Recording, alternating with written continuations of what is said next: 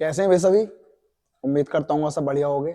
बेटा फिर वही आपकी हाई कोर्ट के लिए जो मैं 25 क्वेश्चंस लाता हूँ, जो कि अपकमिंग आपका एग्जाम होने वाला है, चाहे हाई कोर्ट स्टेनो का हो या क्लर्क वाला हो या ग्रुप डी का कोई सा भी हो, सभी के लिए ये बड़ा जरूरी सेशन है। जरा करते हैं क्वेश्चन स्टार्ट। पहला क्वेश्चन देखते हैं।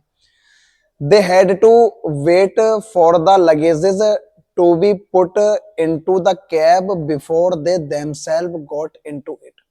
अब उन्हें सामान का इंतजार करना पड़ा जो कि कैब में रखा था, before they themselves got into, इससे पहले वो सब पाते। आप ने मैंने जब क्लास में पढ़ाया था कि बेटा कुछ नाउन ऐसे होते हैं जिसे सिंगुलर अनकाउंटेबल नाउन में यूज किया जाता है, जैसे सीनरी हुआ, तो सीनरीज नहीं होता, सीनरी है। पोइट्रीज नहीं होता बेटा, पोइट्री होता है। एक ग्रुप ऑफ पोएम्स होता है। पोइट्री है काव्य संग्रह। अगर कलेक्शन ऑफ पोएम्स है, बहुत सारी कविताओं का अगर संग्रह है, तो बेटा इसे जो मैं बोलता हूं वो पोइट्री बोलता हूं। ऐसे ही फर्नीचर्स नहीं होता, फर्नीचर होता है।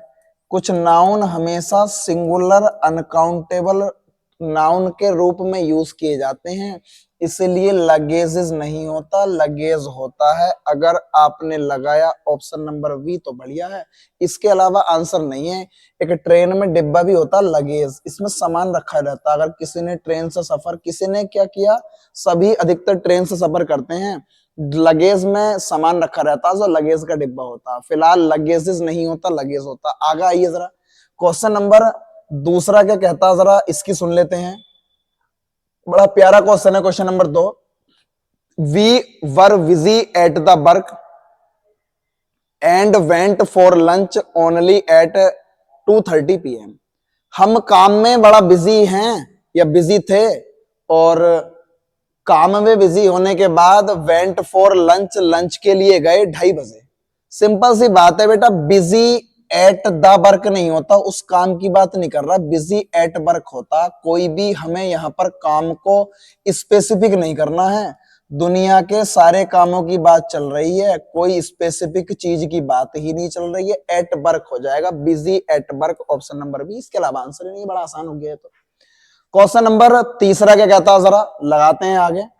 प्योर ग्रामर है और इसमें मैं वोकेब भी डालता हूं। 15 आपके सेशन जो ग्रामर से रिलेटेड हैं और फिर 10 में वोकेब डाल देता हूं, तो चीजें बड़ी आसान हो जाती हैं। 25 का आपका सिस्टम बढ़िया चल रहा है, और अभी धीरे धीरे करके मैं चीजों को बिल्कुल उस तरीके से ही लाऊंगा जैसे कि आपको डिमांड है, ठीक है ना। अभी एग्जाम की डेट भी अनएक्सपेक्टेड है, लेकिन कोई नहीं, जब कभी भी हो जाए वो। Though she was able to finish the work on time. On time होता बेटा एग्जैक्ट टाइम, कभी भी ऑन टाइम है तो ये होता एग्जैक्ट टाइम, सही समय पर। मान लिया मेरी क्लास यूट्यूब वाली 2:30 बजे स्टार्ट होती है, तो आप अगर 2:30 पर ही हो तो एग्जैक्ट टाइम हो। अगर मैं बोलूं इन टाइम, तो इन टाइम होता है समय से पहले, मतलब बिफोर टाइम। अगर आप समय से पहले आ रहे हो तो बिफोर टाइम है। और एक होता है इन नो टाइम। ये तीन शब्द बड़े प्यारे हैं। इन नो टाइम का मतलब है विदाउट वेस्टिंग टाइम, बिना समय गवाए, विदाउट वेस्टिंग टाइम। अगर आप बिना समय गवाए अगर कोई काम कर रहे हो तो ये हो जाता है इन नो टाइम। सारी चीजें आपके पास है, मतलब इससे नहीं था। ये कहना चाह रहे हैं कि मैं, हालांकि वो एबल थी काम को समय पर पूरा करने के लिए, फिर भी सी कुडंट डू दैट, वह इसे नहीं करी डर के मारे। आउट ऑफ फियर होता, आउट इन फियर नहीं होता। जिसने लगाया है, जिसने लगाया है, ऑप्शन सी तो बढ़िया। आउट ऑफ फियर होता है, डर के मारे। आउट इन फियर नहीं होता, आउट ऑफ फियर होता कि डर के मारे उस काम को करने के लिए वो जो है योग्य नहीं थी या कर नहीं सकी थी। फिलहाल तीसरे का सी हो गया। आगे चलते हैं, क्वेश्चन नंबर 4 क्या कहता है, जरा क्वेश्चन नंबर 4 के बारे में करते हैं जरा बातें। पढ़ लो आराम से। थॉमस नाम का कोई व्यक्ति है। थोड़ा सत्र मैं तेजी से बढ़ाऊंगा बेटा, क्योंकि ज्यादा समय बर्बाद नहीं करना है। 25 क्वेश्चन है तो मैक्सिमम आधा घंटा लग जाए बस। Thomas is a man of word. Man of word होता वादे का पक्का व्यक्ति। अगर मैन ऑफ वर्ड है तो ट्रुथफुल पर्सन है, वादे का पक्का। और कोई व्यक्ति वादे का पक्का है तो मैन ऑफ वर्ड है।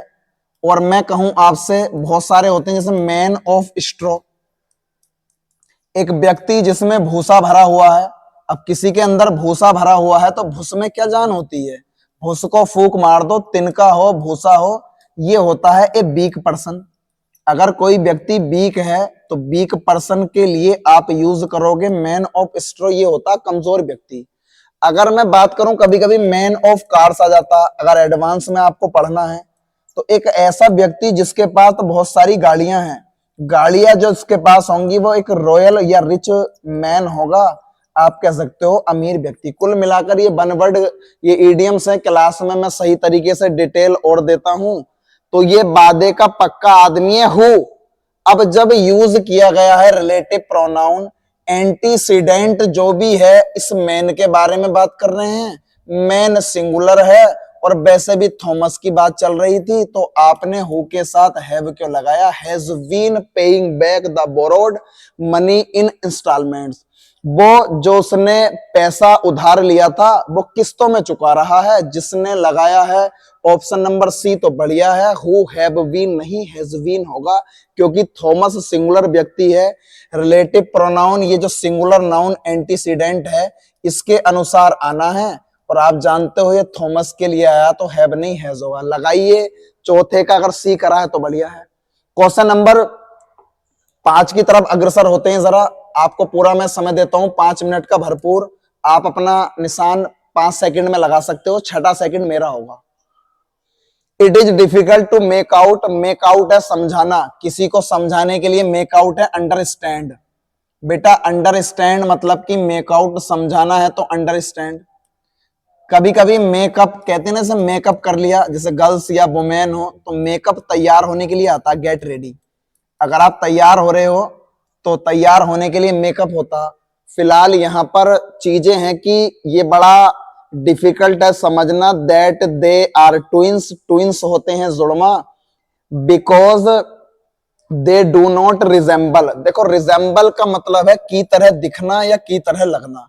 रिजेंबल की एक शर्त होती है जब ये होता है वर्ब, रिजेंबल जब वर्ब होती है तो रिजेंबल की शर्त है ना तो ये अपने साथ प्रीपोजिशन लाइक लेती है, ना अपने साथ विद लेती है, ना अपने साथ टू लेती है। जब भी ये वर्ब होगा इसके साथ आपको एनपीपी मतलब कि नो प्रीपोजिशन ही लगाना है, रिजेंबल टू भी नहीं होगा, रिजेंबल ईच अदर अगर लगाया है डी पार्ट में तो बढ़िया है, इसके अलावा आपकी कोई एरर नहीं है। रिजेंबल के साथ कोई प्रीपोजिशन यूज नहीं करोगे। क्वेश्चन नंबर 6 की तरफ बढ़ते हैं, समय बिल्कुल खराब नहीं करेंगे, ये बड़ा बेहतरीन क्वेश्चन है, रिक्त स्थान है इसमें। देखो सब सीजीएल सीपीओ वगैरह में आए हुए हैं, मैं लेवल ही हाई कोर्ट वालों के लिए एडवांस ले रहा हूं, तो अगर आप इस लेवल को कर लेते हो तो मेरा मानना है कि आप हाई कोर्ट में तो बहुत आसान, मुश्किल से 10 मिनट नहीं लेने दोगे, सारी इंग्लिश खत्म कर दोगे। आगे आइए, radium is a white powder, radium एक सफेद पाउडर की तरह है या सफेद पाउडर है। दैट रिक्त स्थान टेबल साल्ट, जो कि टेबल साल्ट की तरह। देखो अगर मैं लुक लाइक पर जाऊं तो मैंने खाली रेडियम की बात कर रही है, रेडियम अपने में एक अलग धातु है, और जब मैं बात सिंगुलर सब्जेक्ट की करूंगा तो यहां पर डज आना चाहिए। सिंपल सी बात है, ये एक आप कह सकते हो चीजें सत्यता भी है, और जब वास्तविक कोई चीजें ट्रूली या ट्रुथफुलनेस की तरफ चलती हैं तो रेडियम एक वाइट पाउडर है दैट, जो कि टेबल साल्ट की तरफ लगता है। बेटा एक होता है लुक लाइक, लुक लाइक का मतलब है सब्जेक्ट ऑब्जेक्ट की तरह लगता हो। सब्जेक्ट अगर ऑब्जेक्ट की तरह लगता हो, सब्जेक्ट अगर ऑब्जेक्ट की तरह लगता है तो बेटा ये लुक लाइक होता। लेकिन मैं आपसे कहूं लुक अलाइक, तो ध्यान रखना लुक अलाइक होता है जब सब्जेक्ट ऑब्जेक्ट दोनों एक जैसे लगते हो, दोनों एक जैसे लगते हो, सब्जेक्ट और ऑब्जेक्ट दोनों एक जैसे लगते हो, इन्हें मैं कहता हूं आपका लगते हो, ये होता है लुक अलाइक। सिंपल सी बात है, ये कहना चाह रहे हैं कि एक जैसे तो नहीं होंगे लेकिन उसकी तरह हो सकता है।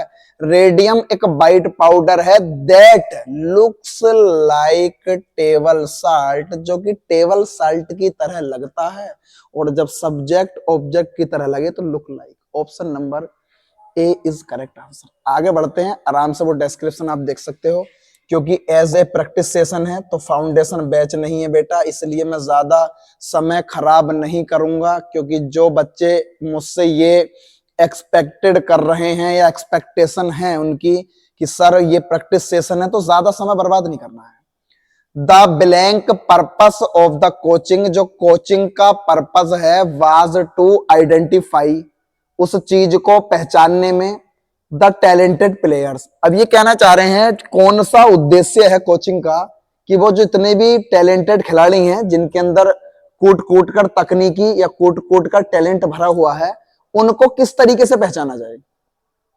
अब पर्पस क्या होगा, पर्पस क्या होगा, पर्पस मीन नहीं होगा। मीन का मतलब तो नीच भी होता, मीन का मतलब भी होता, और मीन कभी कभी कमाई या इनकम के लिए भी आ जाता। मैं करूं माइन तो मेरा हो जाता है, ये तो पजेसिव प्रोनाउन है। अगर मैं पजेसिव प्रोनाउन की बात करूं तो मेरा पर्पस की बात नहीं कर रहे। अगर मैं करूं मैन, ये अगर मैं कहूं इसमें, तो ये तो जानवर के गर्दन पर जो बाल होता है, जानवर की गर्दन पर बाल जो होता है, जानवर की गर्दन पर, गर्दन के जो बाल होते हैं बड़े बड़े, जानवर की गर्दन के जो बाल हैं उन्हें मेन बोलता हूं, लेकिन मेन क्या हो जाएगा, ये मुख्य हो जाएगा। और मुख्य पर्पस की बात कर रहे हैं एडजेक्टिव के रूप में, कि यहां पर जो मुख्य उद्देश्य है वो क्या है कोचिंग का, कि टैलेंटेड खिलाड़ियों की पहचान करना। जिसने लगाया डी बढ़िया है। आगे चलते हैं, मेन होता मुख्य बेटा, जो मेन पर्पस है उसे मुख्य बोलते हैं। आगे चलते हैं, क्वेश्चन नंबर 8। क्वेश्चन नंबर 8 भी बड़ा प्यारा है, जरा देख लेते हैं। इसका एक लाइन में आंसर खत्म है, जरा लगाइए, आपको पूरा समय देता हूं मैं लगाने का। Don't take the bind out of my रिक्त स्थान and tell me I am going now where with my life. Simple सी बात है, एक इडियम है, अगर किसी ने पढ़ा हो, ये होता है इडियम पूरा। यहां बीच में लिख रहा हूं, उधर हो जाता है कि कभी कभी स्क्रीन से उधर दिखाई नहीं देता। Take the bind, take the wind out of, और take the wind out of my sails हो जाएगा। जो मैं समुद्री यात्रा कर रहा हूं उससे मेरी हवा को दूर मत करो, क्योंकि उस हवा की वजह से ही मेरी बोट चल रही है। ये होता है मुश्किल में डालना, या होता है आप कह सकते हो मुश्किल में डालना, या आप कह सकते हो समस्या में डालना, या चिंता में डालना, परेशानी में डालना, मुश्किल में डालना, चिंता में डालना, परेशानी में डालना, चिंता में डालना, ये होता है सोच में डालना, गंभीर स्थिति में डालना, कुछ भी कह सकते हो। तो पूरी एक इडियम से take the bind out of my sails हो जाएगा कि आप मुझे खुद चिंता में मत डालो। टेल मी, बताओ, आई एम गोइंग नाउवेयर, मुझे ये बताओ कि मैं अपनी जिंदगी में अब क्या कर सकता हूं, बस चिंता में मत डालो। हो सकता है कि पास्ट में मेरे साथ कुछ असफलता आया है, तो असफलताओं की वजह से आप मुझे चिंता में मत डालो, अब ये बताओ जिंदगी में क्या कर सकता हूं। Take the wind out of my sails. Option number, अगर सेल्स लगाया आपने, option number C is correct answer. Question number next की बात करता हूं, इतना जरा मैं क्वेश्चन नेक्स्ट लगाता हूं आप लोगों के लिए। आप जरा आंसर लगाइए, थोड़ा सा पानी पी लेते हैं, जरा लगाना जरा। बड़ा प्यारा क्वेश्चन है, तुरंत खत्म है ये भी।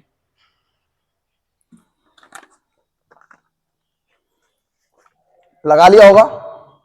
क्वेश्चन नंबर 9 क्या कहता है, the doctor blank 2 tablets per day. अब डॉक्टर ने 2 टैबलेट्स पर डे के लिए क्या कहा भाई। तो देखो इसमें बहुत सारी चीजें हैं। मान लिया चलो डॉक्टर एडवाइस्ड भी दे सकते हैं, सलाह देना है।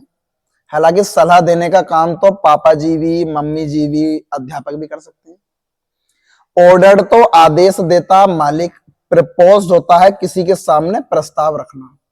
लेकिन डॉक्टर आपको नुस्खा बताता दवाई का, और दवाई का नुस्खा बताने के लिए जो प्रचार बताते हैं, पर्चा बताते हैं, नुस्खा बताना, और दवाई का नुस्खा बताने के लिए आपने अगर वर्ब यूज की है प्रेस्क्राइब्ड, ऑप्शन नंबर ए के अलावा आंसर नहीं है। डॉक्टर ने नुस्खा बताया 2 टैबलेट्स पर डे कि आपको 2 टैबलेट्स प्रतिदिन खानी है। प्रेस्क्राइब्ड का मतलब होता है बेटा नुस्खा बताना या उसका पर्चा बताना। फिलहाल 9 का ए के अलावा आंसर नहीं है। क्वेश्चन नंबर 10 की तरफ बढ़ लेते हैं, जरा इसे और देखते हैं और आगे बढ़ेंगे।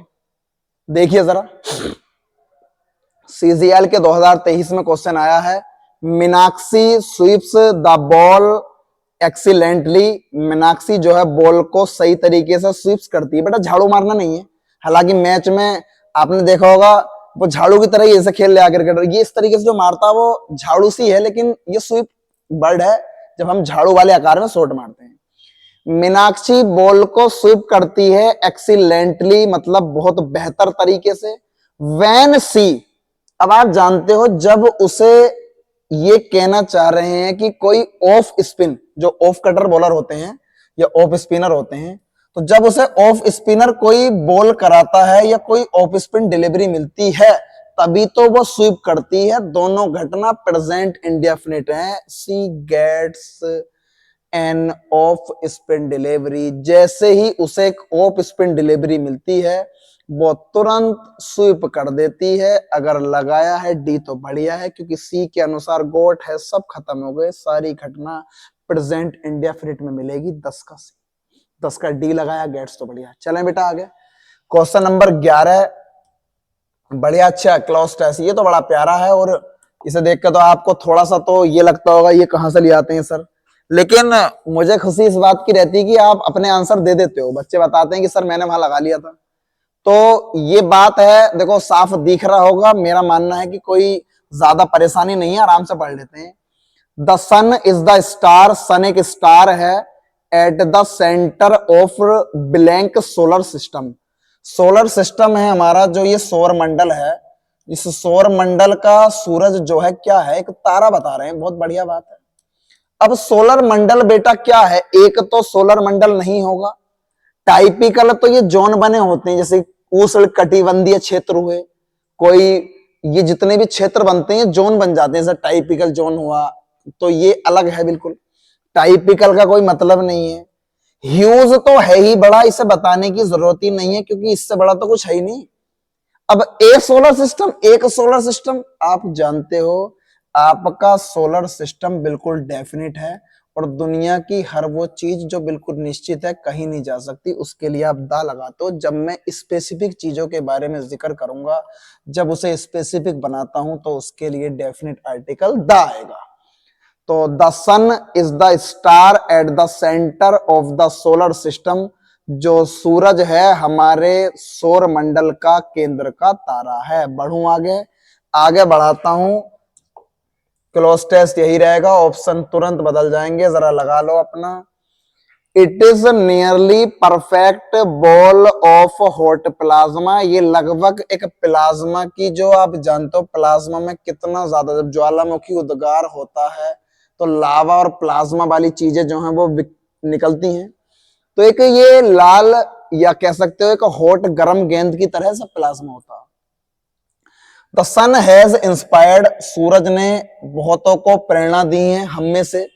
सिंस एंशिएंट टाइम्स, प्राचीन समय से, प्राचीन समय भी डेफिनिट है, तो उससे पहले आप पॉइंट ऑफ टाइम है, एंशिएंट टाइम से पहले सिंस लगाओगे, तो प्राचीन समय से सूरज ने हमें प्रेरणाएं दी हैं। It is central to mythology, बहुत जो पौराणिक कथाएं हैं, जो मिथोलॉजी का मतलब है जो हम पुराणों में पढ़ चुके हैं, एंड रिलीजन, जो हमारे धर्मों में बताया गया है, इन रिक्त स्थान अराउंड द वर्ल्ड, संसार के चारों तरफ जो इसने पौराणिक कथाएं हैं इसके बारे में, या जो हमारे धर्म में बताया है। अब देखो तो रिलीजन में क्या होता है, रिलीजन में प्रोसेस नहीं होगी, प्रोसेस तो आप खुद कर सकते हो, कोई भी प्रक्रिया, टाइप्स तो प्रकार होते हैं, धर्मों की कोई बात नहीं चल रही, हिंदू मुस्लिम वगैरह की।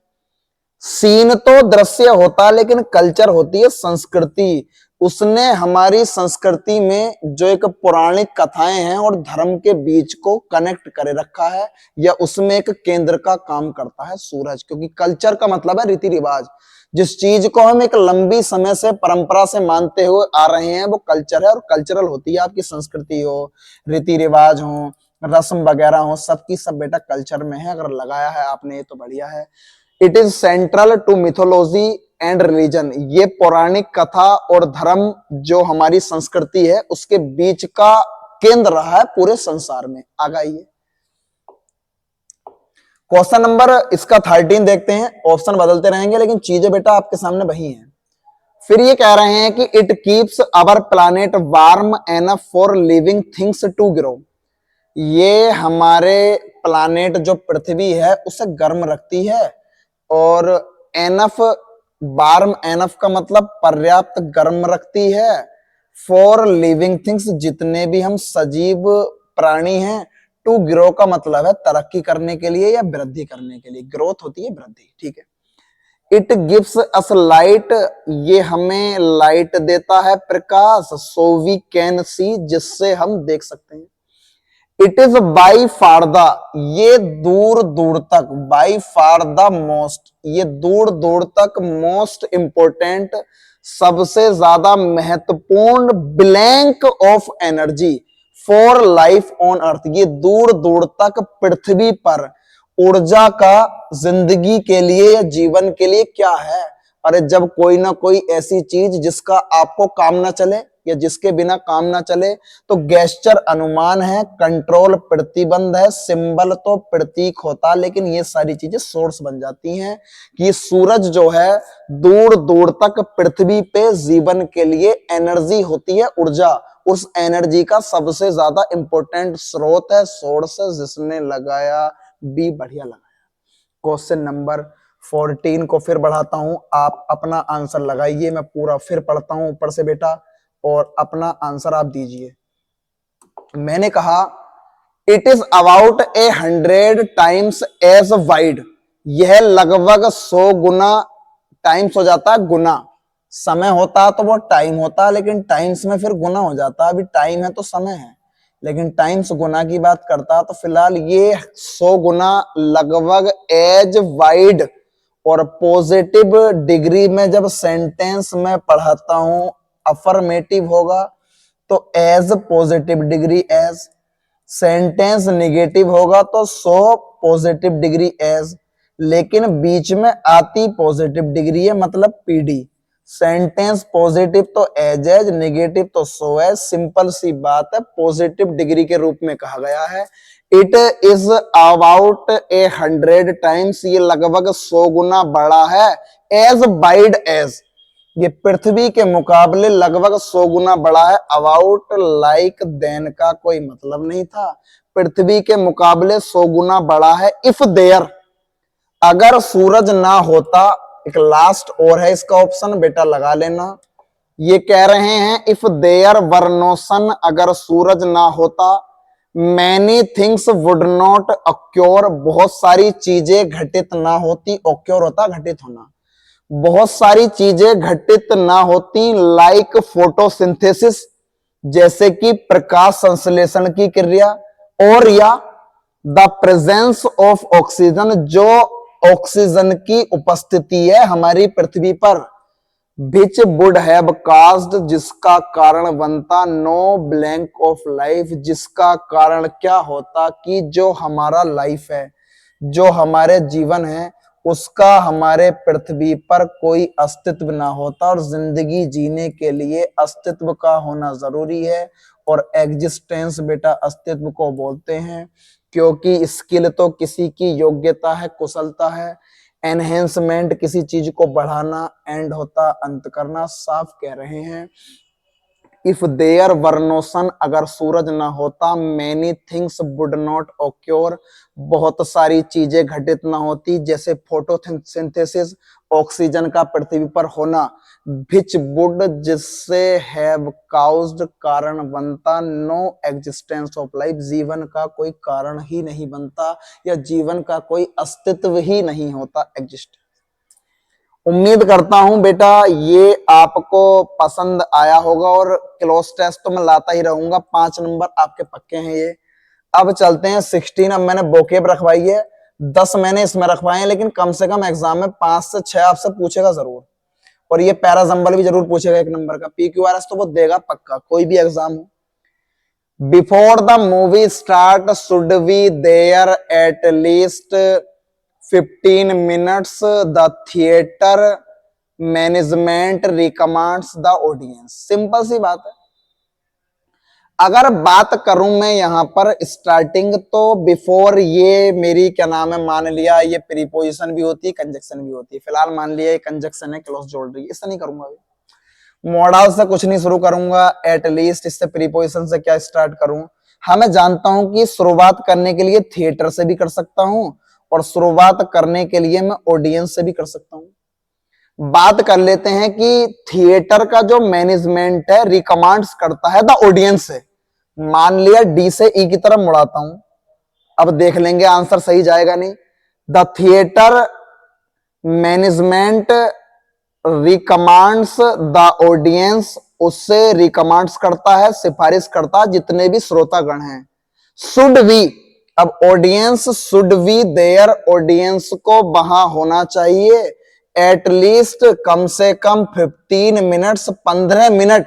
अब जोड़ेगा before the movie start, movie start होने से पहले तकरीबन 15 मिनट पहले होना चाहिए। जिसने लगाया DEVCA, इसके अलावा कोई आंसर नहीं।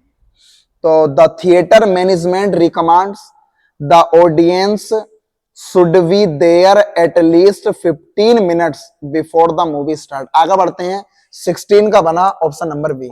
अब रुकना नहीं है बिल्कुल भी, ये आपका बेटा वॉइस है, और पलक झपकती साथ इतने में वॉइस लिखूं, अपना आंसर लगा लो जरा बेटा जल्दी से।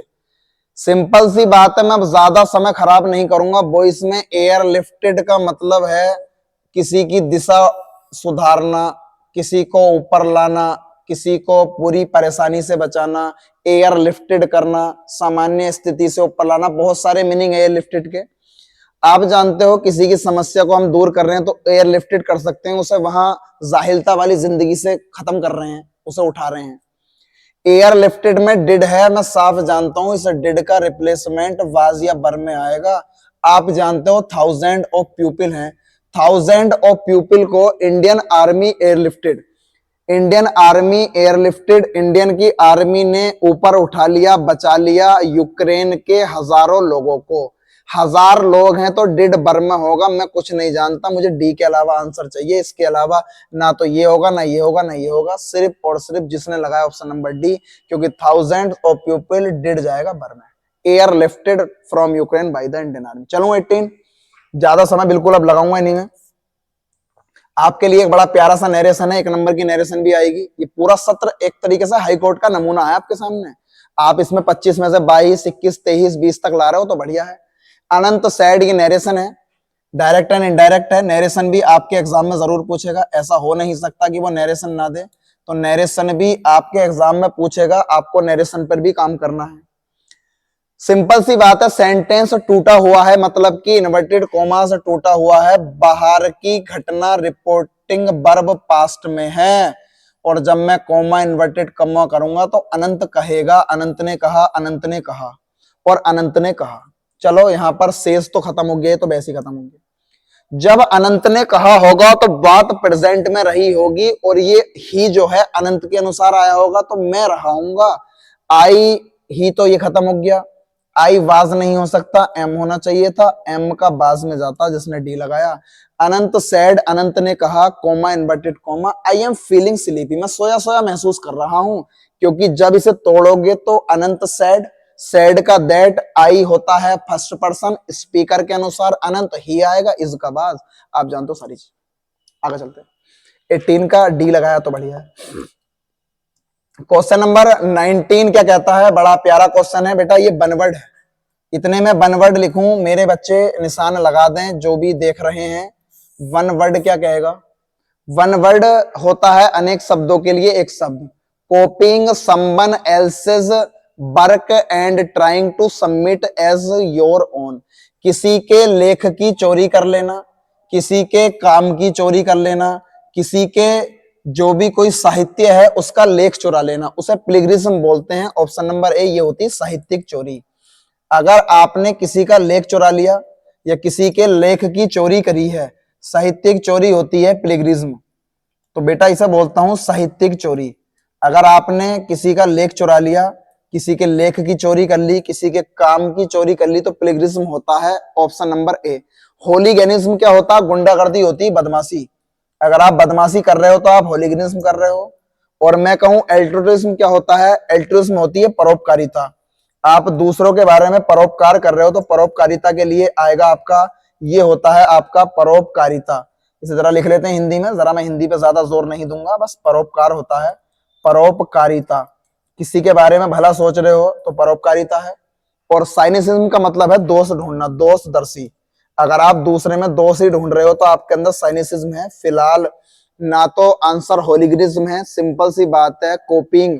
कॉपिंग का मतलब कॉपी कर लेना, नकल कर लेना, चुरा लेना किसी दूसरे के काम को और उसे खुद का अपना बना लेना। कहने का मतलब ये साहित्यिक चोरी होती है, प्लेगरिज्म। ऑप्शन नंबर ए लगाओ। क्वेश्चन नंबर आपके भी शायद ये आपका बनबर्डी है, बड़ा प्यारा क्वेश्चन है। A person who enjoys doing dangerous things, ये भी बनबर्ड है बेटा।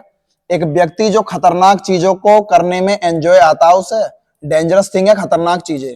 इन ए वे, उस रास्ते में, दैट प्यूपिल अदर प्यूपिल में थिंक इज स्टूपिड, उस तरीके से या उस रास्ते में दूसरे लोग समझते हैं कि वो बेवकूफ है। एक ऐसा व्यक्ति जिसे खूब मजा आता है खतरों से खेलने में, खतरों का खिलाड़ी होता है। ये खतरनाक काम है, खतरों से खेल रहा है और दूसरे तरीके से जो लोग हैं उसे सोचेंगे कि वो बेवकूफ है, उसे डेयर डेविल बोलते हैं। ऐसा व्यक्ति जो खतरों का खिलाड़ी होता है, उसे मतलब ही नहीं है मौत के कुएं में गाड़ी चला रहा, खाई पे से गाड़ी कुदा दी, तो ये डेयर डेविल होता है।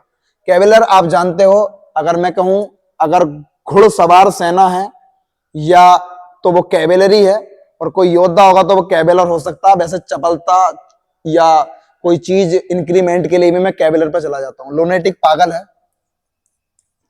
अगर बात करूं गैलेंट, तो गैलेंट बहादुर तो है, लेकिन बहादुर वो ऐसे है उसे डर लग रहा हो, या अगर मान लिया कोई व्यक्ति अंधेरे में जाने से डरता है और कोई नहीं डरता, तो वो गैलेंट हो सकता। कोई दुश्मन सामने है लेकिन वो बेवकूफी वाले काम नहीं करेगा, रिस्क वाले, तो वो गैलेंट बहादुर है। लेकिन डेयर डेविल ऐसा व्यक्ति होता है जो खतरों से खेलता हो। कैविलियर का मतलब मैंने आपसे बता दिया, कैविलियर होता है घुड़सवार, कोई सेना का जो कोई रथी है। तो मैं उसे जोकी तो बोल सकता हूं, जोकी एक प्रोफेशनल हॉर्स राइडर है जो कि पैसे के लिए काम करे। और एक कैविलियर का मतलब होता है जो घोड़े पर चलाने वाला है, घोड़े का, जैसे ड्राइवर है तो ड्राइवर गाड़ी चलाने वाला है। ऐसी कैविलियर की बात करूंगा तो ये घुड़सवार सेना का कोई ड्राइवर ऐसा हो सकता है जो घोड़ों पर चलाता हो, कैविलियर है। फिलहाल आगे चलते हैं, क्वेश्चन नंबर 20 कर दी। क्वेश्चन नंबर जो ये 21 है, ये बड़ा आसान क्वेश्चन है और इसमें मुझे इडियम्स का आंसर लगाना है। दे रखा है ये प्राउड प्यूपिल। अब प्राउड प्यूपिल घमंडी लोग होंगे बेटा, ये इडियम के रूप में मुझे आंसर चाहिए। जरा देखता हूं इसका आंसर कौन लगाएगा, जरा लगाना बेटा, मुझे इडियम्स के रूप में आंसर चाहिए। कौन लगा रहा है इसका? देखो, प्राउड प्यूपिल मतलब घमंडी लोग। घमंड उसे होगा जिसके अंदर ताकत होगी, और ताकत होगी जो ऊंचा और ताकतवर दोनों होगा, हाई एंड माइटी। घमंडी व्यक्ति वो होगा जिसका जो ऊंचा है, कहते हैं लंबा ठाडा सा, कोई ऊंचा हो और उसके अंदर ताकत भी हो, तो वो हाई भी है, माइटी भी है। माइटी ताकत है।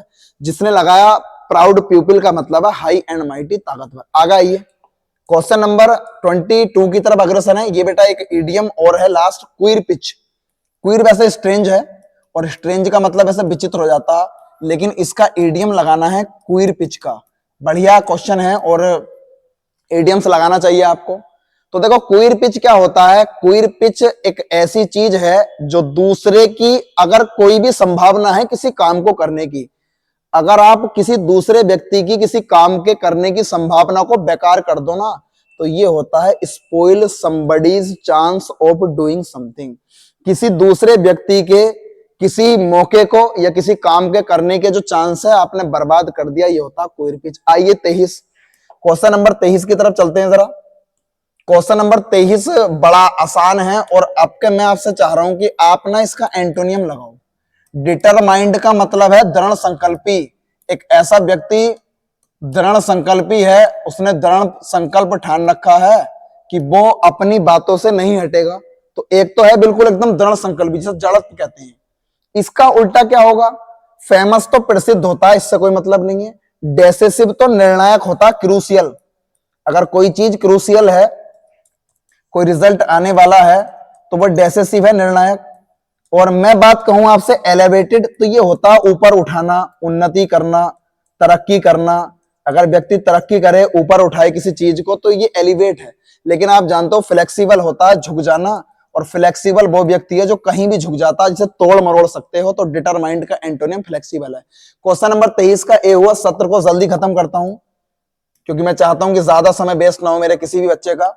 आगे चलते हैं। Question number enormous. इनॉर्मस का एक काम कर लेते हैं, चलो लगवाने को एंटोनिम भी लगवा लूंगा, लेकिन मैंने क्वेश्चन बदल दिया, सिनोनिम लगा दो जरा। एक एंटोनिम एक सिनोनिम, ऐसे ही आता है एग्जाम में भी आपके। इनॉर्मस क्या होता है? इनॉर्मस होता है बहुत बड़ा, ह्यूज। अगर कोई चीज बहुत बड़ी है, तो बहुत बड़ा या विशाल है, तो वो होता है इनॉर्मस। अब देख लेते हैं, बहुत बड़े का बहुत बड़ा ही होगा। टिनी तो इसका एंटोनियम हो जाता अगर मैं लगवाता, टिनी होता सूक्ष्म। अच्छा, इन अपोजिट, देखो अपोजिट होता है, ये होता उपयुक्त। इन लगा दिया तो ये अनुपयुक्त है। कोई चीज अनुपयुक्त है तो इन अपोजिट है।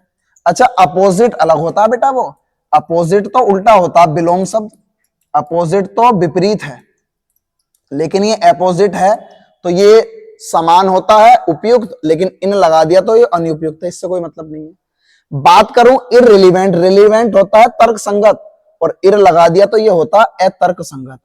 अगर कोई चीज अतर्क संगत है तो वो इररिलेवेंट है।